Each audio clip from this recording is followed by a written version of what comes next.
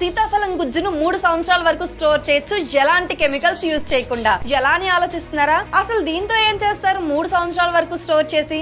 దీని గురించి ఇప్పుడు చూద్దాం రండి. మనం ఎంతో ఇష్టంగా తినే రకరకాల ఐస్ క్రీమ్లలో కస్టర్డ్ యాపిల్ ఫ్లేవర్ కూడా ఒకటి. అయితే ఐస్ క్రీమ్లను తయారు చేసే కంపెనీలకు సీతాఫలం గుజ్జు ఎలా వస్తుందంటే, వీడియోలో కనిపిస్తున్న విధంగా సీతాఫలాలను తీసుకొని వాటిని బాగా మాగపెట్టి పండిన తర్వాత అందులోని గుజ్జుని మరియు విత్తనాలను వేరు చేసి ఆ పల్ప్ ని కేజీ ప్యాకెట్ల రూపంలో ప్యాక్ చేస్తారు.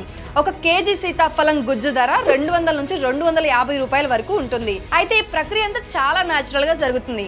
అంటే స్వయంగా చేతులకు గ్లౌజెస్ వేసుకొని మరి ఈ పనిని చేస్తారు. అలా తయారైన ఈ సీతాఫలం గుజ్జు ప్యాకెట్లను -42 డిగ్రీ సెంటీగ్రేడ్ ఉష్ణోగ్రత వద్ద 24 గంటల పాటు స్టోర్ చేస్తారు. ఆ తర్వాత వాటిని ఐస్ క్రీమ్స్ తయారు చేసే కంపెనీలకు విక్రయిస్తారు. ఈ ఐడియా ఏదో బాగుంది కదా. సో సీతాఫలం సాగు చేసేవారు ఇలా ఒకసారి ట్రై చేసి చూడండి. Download the freedom app.